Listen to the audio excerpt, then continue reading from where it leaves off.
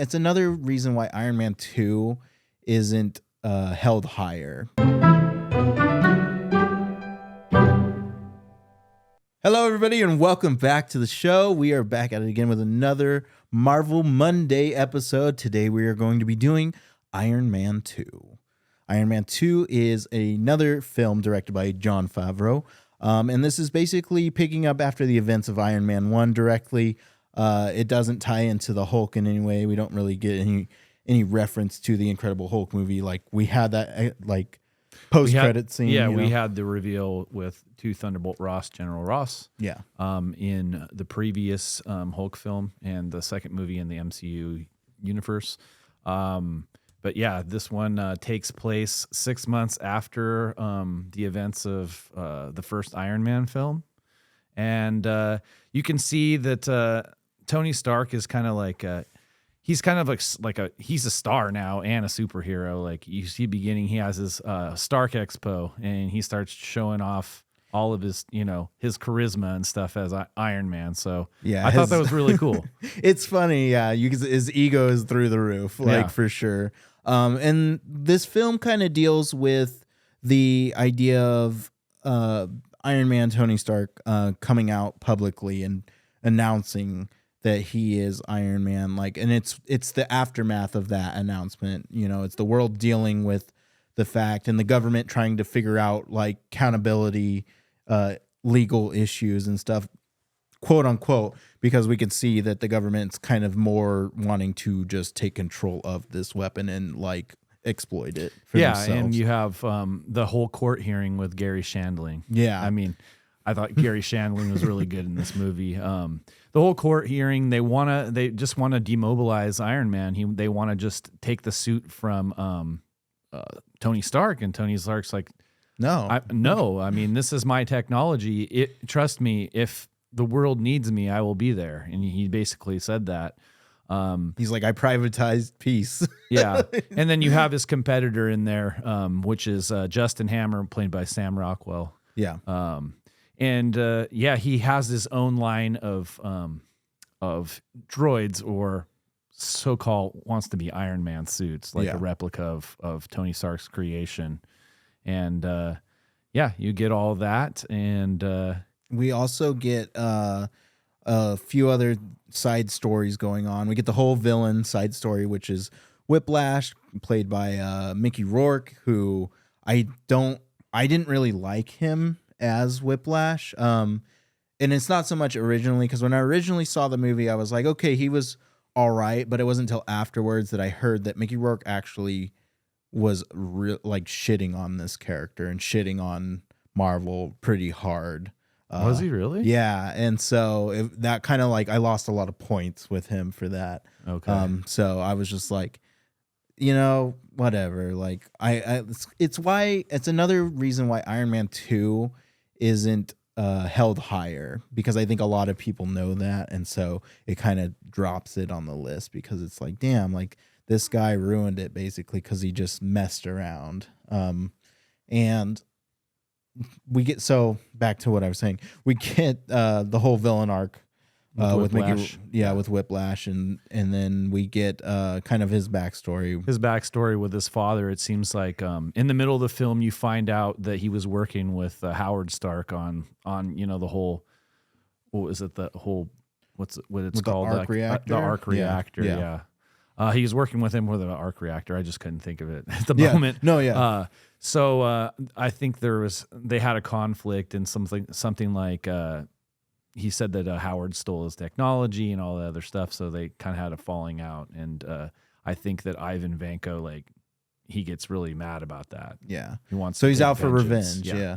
And then on top of that arc we have going on for the villain, we also have a subplot that is Iron Man's arc reactor is killing him constantly. Yeah, it's making him sick. So it's some kind of poisoning. Yeah, I think it's he's getting radiation sickness from it because of the arc reactor putting all those toxins in the body. Because I think it was Rhodey that took it off. Mm-hmm. And he's like, why is this thing so hot? Why is it melting? You know what I mean? Because it's basically, he's extracting all of that and it's going into his body.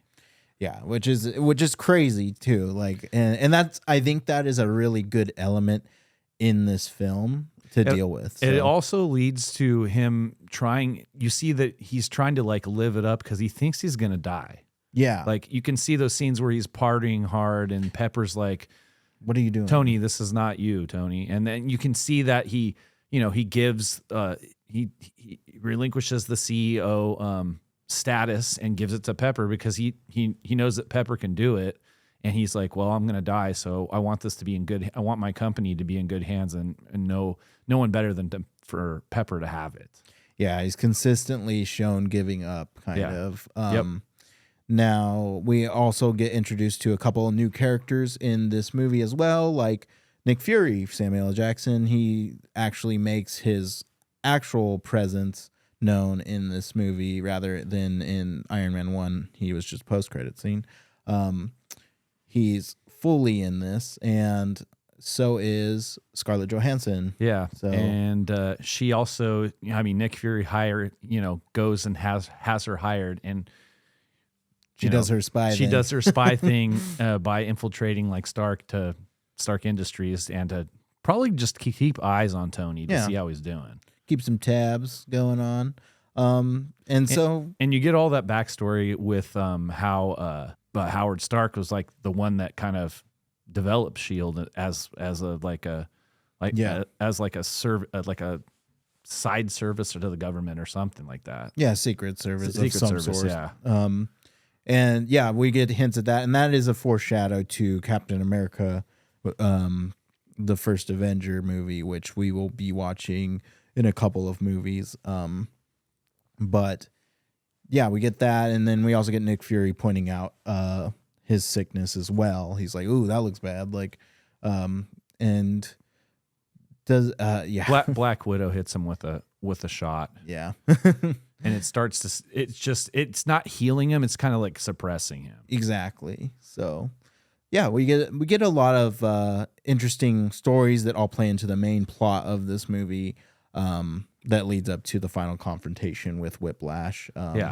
And overall, I'd like to say that like this movie it's like a hit and a miss. Like it has a very strong opening. I feel like it begins really well, and I think it's all the way up until after the reveal of Whiplash where it kind of tanks. Yeah, after he comes to Monaco. Yeah, and Tony's like fighting him basically on the speedway after he races. Yeah. I think that's where the movie kind of takes a dip. Yeah, it does take a dip there. Because the build up to that event is pretty darn good, if you ask me. Like you get him coming up on the stage, presenting himself, being just, overly egotistical, like we were saying before, and then you get just a little bit more story, and I just feel like the pacing and everything was really good. And then all of a sudden, it's just like the movie becomes boring.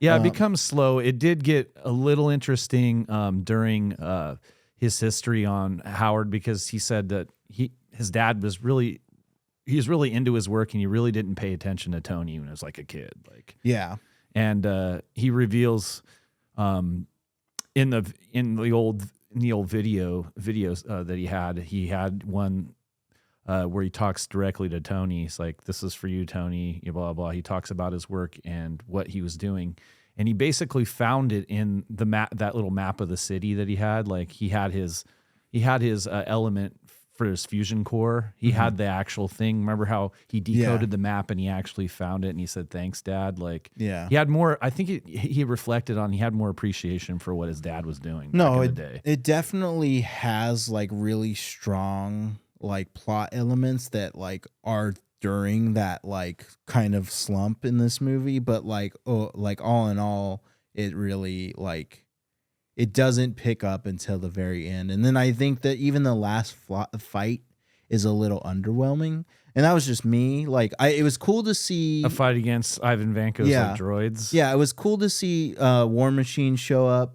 Don Cheadle in his Iron Man suit, which is War Machine, fight with Tony, but at the same time, I was like, I don't know, I just didn't care for it all that much. Like it was fine, but it wasn't like blow me away fine. It wasn't like the first movie. The first movie is like incredible, but this movie I think just falls short so hard. I feel like that part of it where Rhodey steals the suit and becomes War Machine. I feel that part of the movie was kind of rushed a little bit. It was. I feel like they put it out because they were like, we want to introduce this character and just get it out of the way, and they didn't really like build up on it. They didn't build up at all. They were just like, I think he was just rushed. Yeah. He just said, the general said, you're going to take the suit from Tony Stark. You're going to go there and you're going to take it. And he just goes there and takes it. Yeah, he flies off. And Tony just lets him take. I don't know. Yeah. It's just a lot. Like these are really best buds. I feel like that just wouldn't have happened. Yeah, I was about to say, Rhodey is one of his best. He friends. would have made a suit for Rhodey. Yeah, having given the good conversation. But then that's like another thing with Don Cheadle plays Rhodey so differently than Terrence Howard did. Yeah, and it's clearly visible. So that's another reason why I wanted Terrence Howard to stick with it longer, because I was like, damn, like we got two different characters here. Playing the same person, two different actors, and just presenting themselves differently. So it's just weird. But yeah, all in all, I mean, like Iron Man 2, it's nothing special. It's there. It's not the weakest MCU movie that we get, but as you'll see when we get down the line, there's a couple I can think of, but it has its. I was about place. to say we'll get there eventually. Yeah, it has its place and it matters where it matters. So, all in all, I know this is your first time really watching it. What would you give it? This movie wasn't as strong as the first movie. I'd give this movie. It's hard, really. Yeah. I'm gonna give it a little sympathy. I'm gonna give it a 4. You give it a 4. Okay. I'll give it a 4 because, I mean, it's good, and like the music's good, the score's good, the story is good, but I definitely agree with you. The pacing is good, and then it all of a sudden it stops and then gets boring. Yeah, and then it comes around full circle and gets exciting again. It's kind of like this movie has pacing issues. It does. Other than that, I thought it was still good. It has great performances. Yeah. Yeah. I was about to say Gwyneth Paltrow as Pepper. She did a phenomenal job again. Yeah. I like Stan Lee's character. He's Larry King, if I can remember. Yep. So I thought that was cool, and we have obviously his cameo every time. But other than that, this movie is a 4. It's not as solid as the original film. Not. And also I think it was rushed. Like I said, it was rushed. I thought that War Machine was rushed. His character. We should have had more backstory on him. And it still was good. Jon Favreau his direction was good, and that's why I'd give it a 4. Yeah, I agree. I totally agree. I would give this movie a 3.5, but I think that's that's going in with prior knowledge to knowing all of the movies. And I just think that it definitely, in comparison to the other Iron Man movies, it's definitely the weakest of the 3. And I don't know. I just wish that it had been a little bit more exciting, and I wish that Whiplash wasn't a little like Whiplash should have been more menacing. Like Mickey Rourke plays a very menacing character. Like he's a pretty menacing looking guy, but I just feel like I really liked him as Marv in Sin City. Yeah. Yes. But in this, like he's just he's so vulnerable. Yeah. And I don't know why he's perceived as so like strong, and like not beatable. I mean, definitely at the end, obviously, because he has a whole suit. But like during the race track, like somebody could have shot him and he'd be dead. Like, you know what I mean? Yeah. Because he wasn't wearing a full suit. He just had his armature suit with his little whiplash electroid whips. Yeah. A really good plot point in this movie that I do love is Happy Hogan.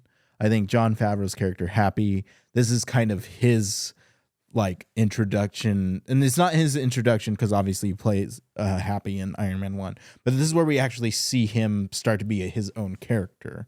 Yeah. So Happy consistently gets more and more and more involved as the further we get into the series. So I really liked seeing him be someone. So yeah, all 3.5 out of 5. I think that's pretty much where I stand.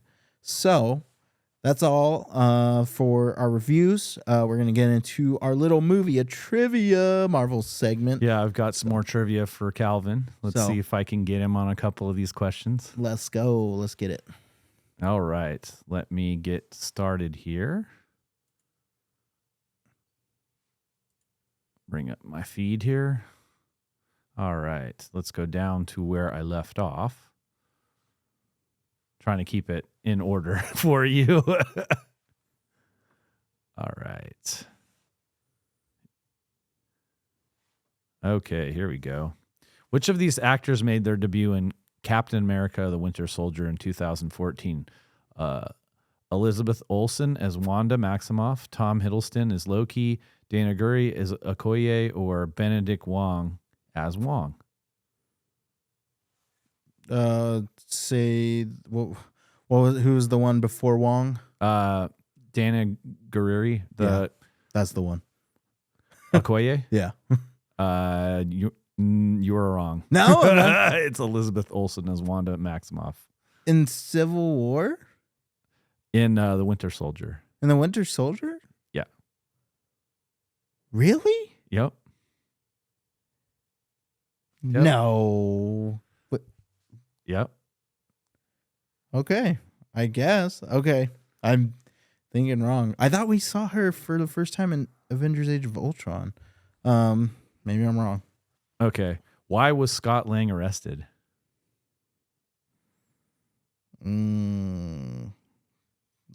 Like what? Didn't he steal? Wasn't he a thief? Yeah. Burglary, yes. Yeah. That was kind of a vague question. It really didn't say what movie. Yeah, I was like, I know it's Ant-Man, but I just like, okay. Oh, you'll know this one for sure. What was the name of Peter Parker's high school? Come on. In Homecoming? I don't know if it's through the universe. Well, it's not really being specific to the movie. It's just Peter. I was going to say, because like it's usually Midtown. It's Midtown High School. Yeah, Midtown High. So yeah, correct. All right. What is the name of Tony Stark's daughter? Shit. Damn.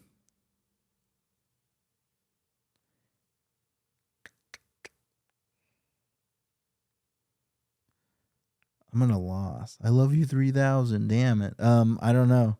Morgan. Damn it. Okay.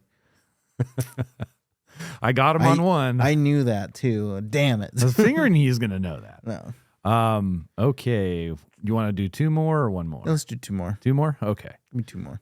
This is an easy one. You'll get this one. Who played War Machine in the first Iron Man? Terrence Howard. Yes, that's easy. He's correct. I wanted to give you a recovery question. No, make him hard. Okay. I like them. Challenge me. Okay. Pepper Potts is allergic to what?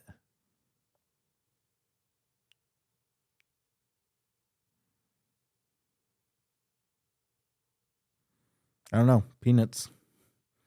I'll give you a hint since you gave me a hint a couple of episodes ago. Right. It's he makes this aware in Iron Man 2 when he comes in the office to talk to Pepper. What does he have? What does he have when he comes in?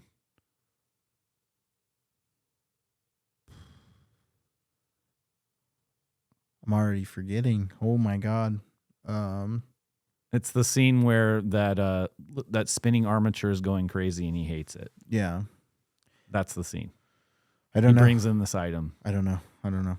Strawberries. I gave you all I could in terms of the scene. Fine. It's fine. I made it as apparent. It's fine. And stuff. I'm trash. I'm garbage. It's fine. No, you're not. I got him again. Anyways, that was the last question for this Marvel Mondays trivia. And yeah. All right, everyone. We will catch you next time. We'll see you on the next episode. Thank you for watching.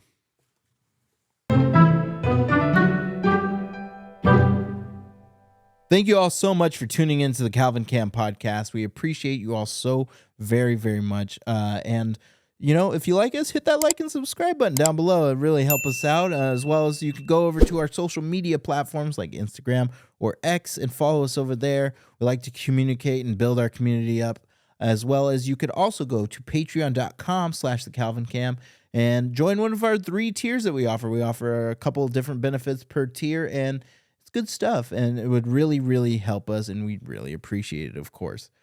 So thank you all so much for tuning in, and we'll catch you later.